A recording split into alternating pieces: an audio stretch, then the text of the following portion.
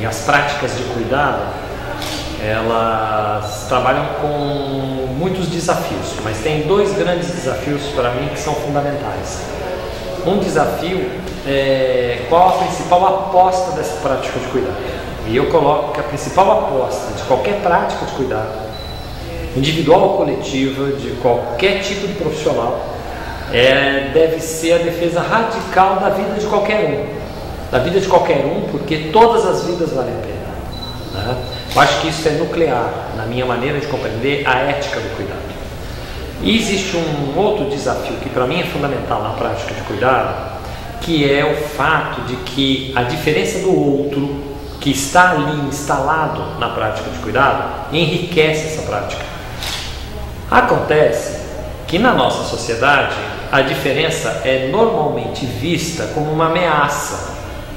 Então, os grupos sociais predominantes, as elites, mesmo grupos sociais em geral, eles partem de um certo princípio que a diferença em relação a eles é sempre um perigo, né? Quando na prática de cuidado a diferença do outro enriquece as possibilidades de você construir a aposta na produção das vidas, né? Eu coloco que na prática atual a gente vive uma situação de novidade em relação ao que eu chamo, usando Foucault, quem são os anormais, né? Século XIX, século XX, você tem alguns anormais que são muito reconhecidos, né? Então, aqueles loucos, que eu chamo de loucos muito loucos, né? Os psicóticos, ou os transexuais, né?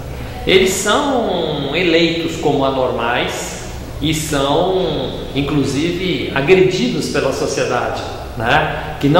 Que se reconhecem como normal, por não ter aquele tipo de problema.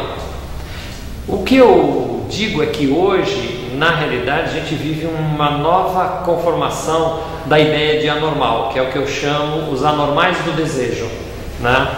Então hoje, quem que é eleito como anormal? Normalmente são grupos que têm práticas desejantes que a sociedade rejeita ou que a sociedade criminaliza, né? E aí a sociedade constrói práticas de punição. E isso influencia o cuidado. Por quê? Porque se na prática de cuidado você considera esses indivíduos considerados como anormais desejantes, como criminosos, né? Você vai construir práticas de cuidado punitivas, né? Então é o que a gente faz com o anormal desejante obeso, né? O anormal desejante diabético, ou o anormal desejante usuário de droga, né? Que são desejantes. Então, se você não reconhece neles desejantes que apostam em outras formas do viver, você não consegue conversar com isso para construir neste encontro, lá no mundo do cuidado, práticas que possam abrir as opções de novos sentidos para a vida, né? Tanto a sua como trabalhador, né? Quanto para ele como usuário, tá certo? O que você não pode é negar que ele não seja desejante, e o que você não pode é criminalizá-lo por esse desejo, né? Então essas são as grandes questões que para mim são os desafios centrais das práticas de cuidado de todos nós trabalhadores de saúde hoje.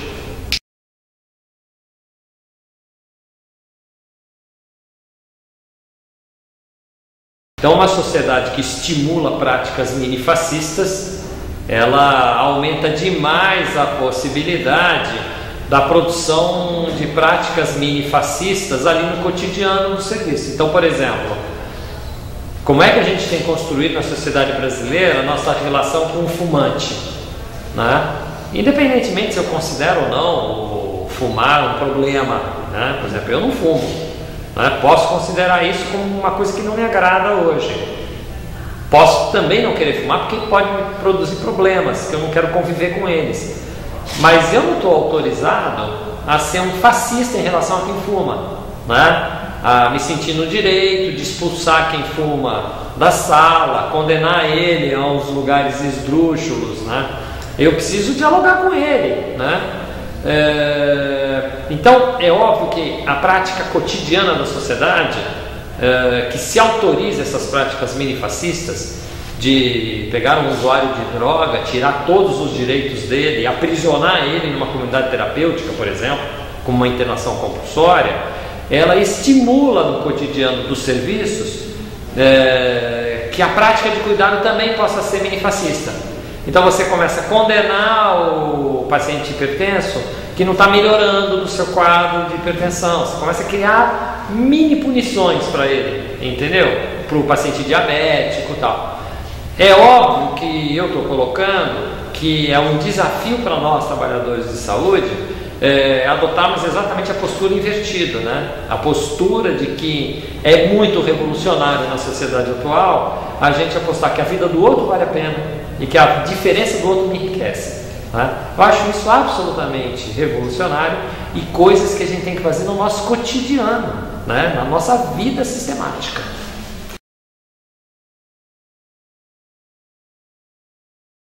A Rede Unida, desde o começo, sempre me foi muito atraente, exatamente por essa proposta não restrita a uma característica única, né? Ou seja, a proposta de misturar no seu interior atores sociais de diferentes naturezas envolvidos com o tema da saúde. E desde praticamente da sua origem eu venho me envolvendo com a Rede Unida. Tem um estreitamento muito mais acentuado pelos metade dos anos 90 em diante, né? Que eu me vinculo em particular aí quando começa os anos 2000 de uma maneira mais sistemática nos encontros da Rede Unida, participando deles, participando de produção de textos, e considero a Rede Unida, que nem eu disse, um dos lugares que há oxigênio, né, nos encontros do campo da saúde hoje, né? Porque infelizmente muitas entidades da saúde, que já foram muito importantes, elas são pouco oxigenadas, são muito burocratizadas, às vezes verdadeiras oligarquias, né? A Rede Unida não.